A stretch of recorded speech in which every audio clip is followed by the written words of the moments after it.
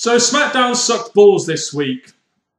It did. You know, there was a lot of segments on this show that I didn't really care about. A lot of segments on this show that was filler. There was a lot of filler on this show. And the show just in general was just very hard to watch due to the fact that not too much on the show really felt like it had meaning, really felt like I had to watch it. It felt like one of those shows that I could have just missed and I would not have been none the wiser as to what was going on in the WWE.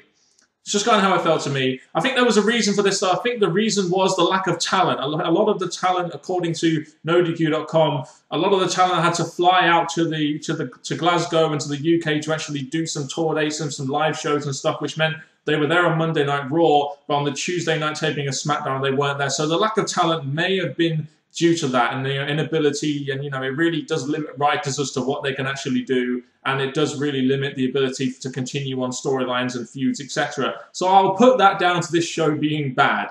But I'm still going to talk about it anyway, and you can leave your comments in the comment section below. So we open up this week's edition of SmackDown with none other than the face of the company, John Cena, who immediately goes out there and tries to get some face heat by name-dropping Daniel Bryan. Did anyone else also find it funny how on Raw, when Daniel Bryan kind of heard a mixed reaction, he said, "Oh, now I know how it feels to be John Cena." I thought that was actually quite funny. But this opening promo segment with John Cena talking about Bray Wyatt's challenge at Payback for a last man standing match, I guess it was just the way he was really coming across in this, saying that Bray Wyatt can't possibly be challenging me to a last man standing match. Bray Wyatt is stupid to be challenging me, the guy who never gives up to a last man standing match. You know what? I guess Bray Wyatt is a little bit stupid for challenging John Cena to a last man standing match, because John Cena never really loses a last man standing match, and he never really loses like I quit matches either. So it looks like, you know, even though Cena and Bray Wyatt will be advertised as a one-on-one match, as a last man standing match, you just know this is going to turn into some 3-on-1, which Cena will probably end up winning anyway, because that's generally what John Cena does. So, you know, this match on paper could be good. I would love it if Bray Wyatt actually got a legit, clean victory on a one-on-one over John Cena. But I know either John Cena is going to overcome the odds and it's going to be bullshit, and he's going to come across as the heel, as, you know, people like Delexman and Schleg Daddy have been saying on their videos. Or there's going to be, you know, 3-on-1 and, you know, Bray Wyatt is going to have to win by some BS, you know, like Extreme Rules, like a kid singing. Why were the commentators making it seem like a big deal that Cody Rhodes got a win over Damien Sandow on Raw? You know, really? You know, everyone is getting victories over Damien Sandow. Later on in the night, Santino Marella defeated Damien Sandow in literally 30 fucking seconds. So why the hell is a victory for Cody Rhodes over Damien Sandow a big deal? Why even really talk about it? You know, it's Damien Sandow. He's in the doghouse. Everyone knows that right now. We saw that in Damien Sandow's segment when his mic got cut off and everything. Is that going to an angle? We don't really know. But a win over Damien Sandow is not a big deal, like the commentators tried to make out the one that Cody Rhodes got over him on Raw. I just found it was kind of stupid. Anyone else notice that in the Usos versus Rhodes Brothers match, which was after the opener, the Rhodes Brothers, especially Cody Rhodes, felt a little bit heelish. They seemed like they were acting a little bit more heelish than they would usually do. And you know what? This match was fine and good, but I thought the finish was really total BS, and I really think it exemplifies how WWE booked their baby faces. So let me get this straight. Cody Rhodes hits one of his finishers. He goes to pin the Uso. One of the Usos pulls Cody off, and then the other Uso that got pinned is right back up straight after that distraction, hitting the super kick and his finisher to get the win. Something about this picture just doesn't add up. So we had some pretty sad news coming out of Raw and WWE in general this week, with the news that Daniel Bryan apparently has some kind of neck injury and had to go and have some surgery, and I believe he successfully went through surgery on Thursday yesterday. But the big question is, you know, with him being the WWE champion and having all these commitments, etc., how long is he going to be out for? That is the big question. You know, apparently this injury was not really due to anything in particular. It was just due to the constant strain being put on his body, purely because of his style and the way he goes about himself in the ring. And you do wonder whether or not, you know, if he's out for a while, WWE will strip him of the title and maybe do something else of it and get ready for his return, you know, because essentially now, after CM Punk left, Daniel Bryan is the #2 babyface behind John Cena, you know, on the pecking order. So what other babyfaces do WWE really have that are legit top babyfaces now? You know, this may be one of the reasons why they're all of a sudden pushing Sheamus as a babyface, when before it seemed like they were going to push him as a damn heel. So, you know, this Daniel Bryan injury, like I said, very, very sad news and really, really bad timing as well. I mean, right after he just won the belt in a big way and he was getting all this momentum and everything, and then he gets this, long-term, he gets this, strain injury that's going to keep him out for 4 to 8 weeks or could be even longer. We don't really know the time limit yet. So really, really bad timing for Daniel Bryan. I feel sorry for Daniel Bryan fans as well who've, waited so long to see this moment and then an injury kind of messes up the momentum. It's very sad news in my opinion for a character that is booked like a babyface in the WWE, Daniel Bryan. One of the highlights of this week's edition of SmackDown for me was involving El Torito. We've had that WLC match at Extreme Rules, which was very, very entertaining, and I applaud WWE for how they went all out on that WLC match. Last week on SmackDown, we witnessed one of the most hilarious moments in SmackDown history, with El Torito, a midget essentially, pinning Heath Slater. I don't know, this week we got to relive it all again, but this time it was a singles match, and El Torito got a 100% clean victory over Heath Slater again.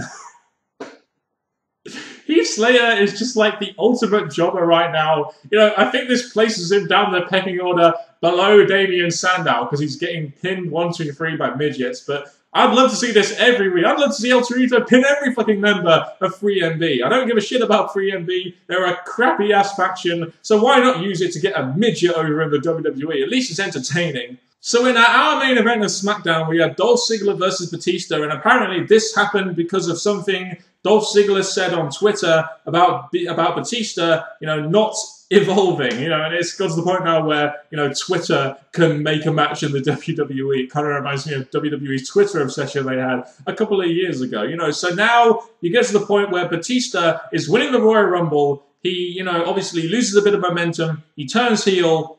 And now he can't even beat Dolph Ziggler clean. Dolph Ziggler, a guy who isn't really in any meaningful storyline, a guy who hasn't really had any big wins or anything lately, and Batista can't even beat Dolph Ziggler clean. I thought that was a bit strange, but at least they did it in a way where it was designed to get Batista some heel heat and not hurt Dolph Ziggler too much. And then after the match, you had Batista actually, kicking his Dolph Ziggler's ass a little bit. And you know what? It's kind of helping Batista's character a little bit, even though it's already fine and good. It's one of those matches that if you look into it from an in-ring standpoint, it was, fine. A lot of people will probably still complain about Batista being too slow, but I think it suits his heel character a lot more. If he was a babyface doing this, I would be pissed, but because he's a heel, and because he's Batista, and because he's grown a beard, he earns the right to be a little bit slow in the ring now. But it's not really one of those matches that's going to be remembered. It didn't really help to build the Evolution Shield storyline, no. So, was this segment really effective? So let me get this straight, WWE. On this week's edition of Raw, Sheamus defeated Curtis Axel, and then straight afterwards defeated Ryback in quick succession. And then on this week's edition of SmackDown, he beats Titus O'Neil in about 3 seconds, and does it just like very nonchalantly, like, yeah, I did a bro kick, I'm going to wait 10 seconds, and then I'm going to pin him. Do you not remember why people started turning on Sheamus in 2012? Because you booked this guy way too strongly to the point where it didn't seem like he was overcoming any obstacle at all.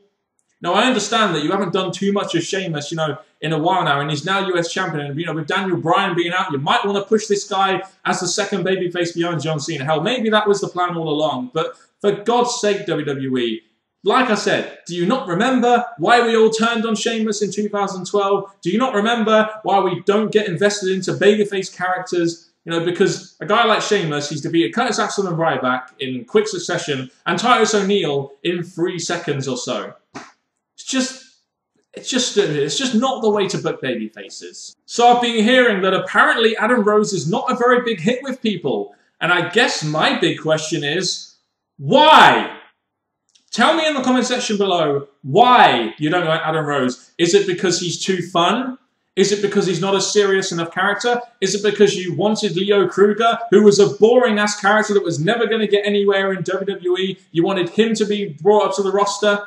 Is it because you think WWE have hot-shotted the guy? At the end of the day, the reason why we like Adam Rose is not because he can do flips and shit in the ring. It's because the character is entertaining. That's one of the reasons why I enjoyed seeing him on NXT and why I have no problem with him being brought up to the main roster. Think of the things creatively you can do with the Adam Rose character. It's a fun character. I don't understand what the big deal is with Adam Rose apparently is. I don't get it. Another question. Whose tea did Damien Sandow piss in, backstage? What the fuck is going on with him right now? It seems like he's been in the doghouse and he's been losing matches for months and months on end now, and now he's even got to the point where he's losing to Santino Marella in 30 seconds, and it's like, you know, what is actually going on with Damien Sandow right now? It's a serious question. What has he done to warrant this? I would really love to know. You know, you've gone from a point where he won Money in the Bank, he was feuding with Cody Rhodes in a very entertaining feud, and then he lost to a one-armed John Cena after attacking him before the match, which was supposed to elevate him. And since then, he's just been going on a downward spiral. Hopefully, he's hit rock bottom, and the only way you can go is up. I mean, this whole thing they're doing with him and his mic, you know, he's complaining on the mic and the microphone's getting cut off. I'm hoping this is some sort of angle which is going to actually get him some TV time and maybe enhance his character and get him back out of the doghouse a little bit, but who really knows right now? So Cesaro defeated R-Truth in very quick order on this week's edition of SmackDown, and I guess my question is, who is he feuding with? It's actually a serious question. You know, maybe he's feuding with RVD, and I've just missed something, you know, over these last week or so or whatever, but, you know, it doesn't really feel like he's actually feuding with someone right now. It just feels like Cesaro's there so Heyman can go on about Brock Lesnar breaking the streak. That's kind of how it feels to me, and I'm just like, you know, they took this guy who had a real big babyface moment at WrestleMania by turning on Jack Swagger and then winning the Andre the Giant Battle Royal by body slamming Big Show out of the ring and everything. Seemed like they had a perfect opportunity to turn him babyface, and they kind of kept him heel. And then, you know, you got to the point where there isn't as many really legit babyfaces that he can really face on the roster to kind of help him climb the WWE ladder. Whereas if he was a babyface, in my opinion, he would have a select few, you know, real legit mid-card heels to go up against, and that could have helped him rise the ladder in WWE. It's just kind of how I feel about Cesaro. It just feels like, once again, you know, even though he's with Paul Heyman and even though he's done what he did at WrestleMania, it just feels like to me that he's not really in any real legit feud, which is making him feel like an important part of the show. Like I said, maybe I'm wrong, but it's just the way it feels to me. And I really feel like if he was on the babyface side of the fence, that he may have been, you know, spotlighted a little bit more, if he could get over on his own, etc. Now, I don't know. Is anyone else getting a little fed up of John Cena facing Wyatt family member and then defeating him and reigning supreme? Because I am, and that is why I cared not one bit about this SmackDown main event this week. So like I said at the beginning of this video, this SmackDown sucked, in my opinion. It's just full of filler, full of stuff I didn't really care about, full of stupid stuff, in my opinion. But, you know, hopefully this is just one bad show, and they'll hopefully try and do something a little bit better once they're settled and once they don't have to mess around with tour dates and stuff. So I'm giving WWE a small pass on this show being bad purely because of circumstances that were kind of out of their control in that sense, and the writers being very limited as to what they could do. Even if they were fully limited, they probably couldn't put on a good show. But there you go. If you have any thoughts on this week's edition of SmackDown, if being the very key word there, please let me know down in the comment section below. This felt like one of those shows I could just miss, and I wouldn't have missed anything. Thank you very much for watching this rather sort of bleh review for a bleh show from me, Mr. Parkin. Goodbye.